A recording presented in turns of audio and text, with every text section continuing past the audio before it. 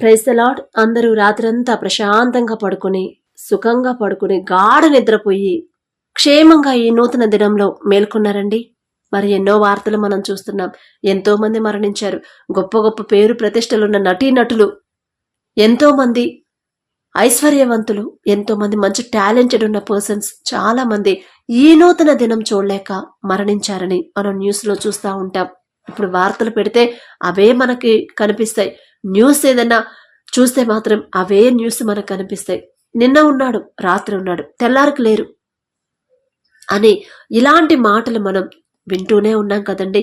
మరి అంత గొప్ప వాళ్ళను కూడా పక్కన పెట్టేసి తండ్రి ఎటువంటి అర్హత లేని మనల్ని జ్ఞాపకం చేసుకుని మన మీద జాలిపడి మన మీద కనికరపడి ఆయన కాపుదల భద్రత మనకిచ్చి ఈ నూతన దినంలోకి మనం వచ్చేలా ఉండేలా ఆయన కృప అనుగ్రహించారు కదా.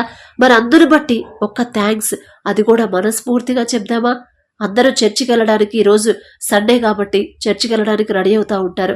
కాబట్టి చర్చికి వెళ్ళేటప్పుడు ఎలా ఉండాలనేది ఆల్రెడీ మనం మాట్లాడుకున్నాం. ఒక్కసారి అవన్నీ గమనించుకొని ఫస్ట్ మన హృదయాన్ని పరిశుద్ధంగా ఉంచుకొని పరిశుద్ధ తండ్రి మందిరంలో ఉండబోతున్నాడు. ఆ సింహాసనం మీద కూర్చోబోతున్నాడు. ఆ సింహాసనం మీద తండ్రి కూర్చున్నప్పుడు ఆయన ముందు మనం ఎలా ఉండాలి, మన ప్రవర్తన ఎలా ఉండాలి, మన చూపు, మన ఆలోచన ఎలా ఉండాలి, ప్రతిదీ జాగ్రత్తగా గమనించుకొని వెళ్ళండి.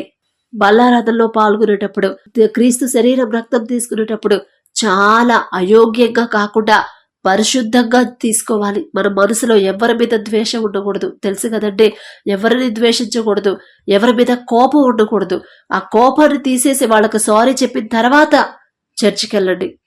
ఫస్ట్ ఇవన్నీ క్లియర్ చేసుకోకుండా మనం చర్చికి వెళ్ళి ఎంత ప్రార్థన చేసినా తండ్రి వినడండి. ఎంత తగ్గింపు చేసినా, ఎంత తగ్గింపుతో ప్రార్థన చేసినా తండ్రి వినడండి. ఎందుకంటే ఫస్ట్ మనం చేయాల్సిన పని, ఎవరి మీద గొడవ పడితే వాళ్ళకి సారీ చెప్పండి. ఎవరినన్నా బాధ పెడితే మాటలతో వాళ్ళకి సారీ చెప్పండి.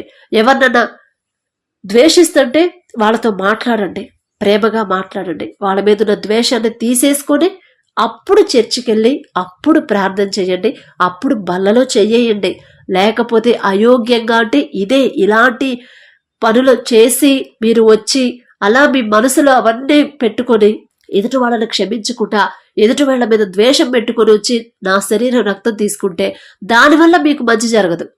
దానివల్లే మీకు ఇంకా అనారోగ్య సమస్యలు వస్తాయి. ఒక్కోసారి మరణం కూడా వచ్చింది అని తండ్రి హెచ్చరిస్తున్నాడండి. చర్చికి వెళ్ళేటప్పుడు చాలా జాగ్రత్తగా, బల్లలో చేసేటప్పుడు ఇంకా జాగ్రత్తగా ఉండాలి. మన మైండ్లో ఎవరి మీద ద్వేషం ఉంటే ఆ ద్వేషాన్ని వదిలేసేయండి, వాళ్ళని క్షమించండి మనస్ఫూర్తిగా. ఎవరన్నా బాధ పెట్టినా ఒకసారి జ్ఞాపకం చేసుకోండి, గుర్తు చేసుకొని అరే అవును కదా అని ఒకసారి ఫోన్ తీసుకొని వాళ్ళతో మాట్లాడి సారీ చెప్పిన తర్వాత చర్చికి వెళ్ళండి. ఇవన్నీ చాలా జాగ్రత్తగా పరిశీలన చేసుకొని వెళ్ళి అప్పుడు బలలో చేయండి. అయోగ్యంగా ఎవ్వరూ చేయవేయద్దు. దానివల్ల మళ్ళీ మీరు అనేక సమస్యలు తెచ్చుకోవద్దు. మన చేతులారా మనమే తెచ్చుకున్నట్టయితే. కాబట్టి మరి అన్ని విషయాల్లో తండ్రి మనకు సహాయంగా ఉండాలని ఒక చిన్న ప్రార్థన చేద్దాం. రాత్రంతా కాపాడిన తండ్రికి ఒక్క కృతజ్ఞత, ఒక్క థ్యాంక్స్ హార్ట్ఫుల్ గా చెప్దాం. దయచేసి అందరు కళ్ళు మూసుకోండి. మహాపరిశుద్ధుడ జీవమగల తండ్రి, మీ బంగారు పాదములకు వేవేల స్తుతి స్తోత్రం ప్రభా. మరి గడిచిన రాత్రంతా తండ్రి మేమంతా ప్రశాంతంగా పడుకుని గాఢ నిద్రపోయి క్షేమంగా ఈ నూతన దినంలో ఉన్నామంటే అది మా గొప్పతనం కాదయ్యా, మేం తీసుకున్న జాగ్రత్తలు కానే కాదు తండ్రి. మీ కాపుదల, మీ భద్రత, మీ కరుణ, మీ జాలి, మీ దయ ఏ రోజుకు ఆ రోజు నూతనంగా మా మీద ఉండబట్టే ప్రభా. లేకపోతే మేము చేసిన తప్పులు, మేం చేసిన పాపాలు, మేం చేసిన క్రియలు మీరు జ్ఞాపకం చేసుకుంటే ఇక మాకు ఎటువంటి కాపుదల కూడా మీరు ఇవ్వరు నా తండ్రి. కానీ మీరు అలా చేయట్లేదు తండ్రి. మేము చేసిన నిన్నటితోనే మర్చిపోతున్నారు. అవి జ్ఞాపకం చేసుకోకుండా ఆఫ్టర్ ఆల్ మేమెంత, మా బ్రతుకెంత, అయినా సరే మా మీద జాలిపడి ఈ నూతన దినంలో మీ ప్రేమ, మీ కరుణ మా మీద నూతనంగా ఉండబట్టి ప్రభా మరి మేము క్షేమంగా ఉన్నాం. మాకన్నా గొప్ప గొప్ప వాళ్ళు ఉన్నారయ్యా, మాకన్నా పేరు ప్రతిష్టలు ఉన్నవాళ్ళు, ఒక మంచి లెవెల్లో, ఒక మంచి పొజిషన్లో, హయ్యర్ పొజిషన్లో ఉన్నవాళ్ళు, మాకన్నా తెలివి గల వాళ్ళు, మంచి టాలెంట్ ఉన్న వాళ్ళు ఉన్నారు. కానీ ప్రభా ఈ దినాన వాళ్ళు లేరు, ఫలానా వాళ్ళు లేరు అని వార్తలు మేము చదువుతున్నాం. ఆ వార్తలు మేము చూస్తున్నాం తండ్రి. అసలు మేమే పాటి వారు ప్రభా. వారందరినీ కూడా పక్కన పెట్టేసి మాకు ఇంత మంచి ధన్యత మాకివ్వడానికి మేమెంత, మా భక్తి ఎంత. జాలిగల దేవా, దీనులము, అల్పులము, అభాగ్యులము నా తండ్రి. ఆకాశం వైపు కన్నులెత్తి చూసే అర్హత కూడా మాకు లేదయ్యా. అయినా సరే మా మీద జాలిపడి ఈ నూతన దినంలో మమ్మల్ని ఉంచిన దేవా, మీకే స్తోత్రం తండ్రి. మరి విశ్రాంతి దినం పరిశుద్ధంగా ఆచరించే మనసు మీరు మాకు ఇవ్వండి తండ్రి. మా అంతటి మా వల్ల కాదయ్యా. మీ మందిరానికి వెళ్ళేటప్పుడు మా ప్రవర్తన జాగ్రత్తగా చూసుకోమన్నారు. మా ప్రవర్తన ఎలా జాగ్రత్తగా చూసుకోవాలో మీరే మాకు నేర్పించండి తండ్రి. మనుషులతో, ఇతరులతో ఎలా ప్రవర్తించాలో మీరు నేర్పిస్తేనే మాకు వచ్చింది. సాత్వికమైన మనసు మీరు ఇవ్వండి నా తండ్రి. ఇవన్నీ ప్రభా, మరి ఒకరిని ప్రేమించే మనసు మీరు మాకు ఉండమన్నారు. కానీ మేము ఒకరిని ద్వేషించి ఆ ద్వేషంతోనే మీ మందిరానికి వచ్చి కన్నీరు కార్చి తగ్గింపు ప్రార్థన చేసినా మీరు ఇష్టపడను అంటున్నారు. మీరిష్టపడని పనులు మేము చేయనివద్దు నా తండ్రి. అసలు ఆ మనసే మాకు రానివద్దు ప్రభా. ఎవరైనా మా విషయంలో తప్పు చేస్తే వాళ్ళని పూర్తిగా, మనస్ఫూర్తిగా క్షమించే హృదయం మీరు మాకు ఇవ్వండి నా తండ్రి.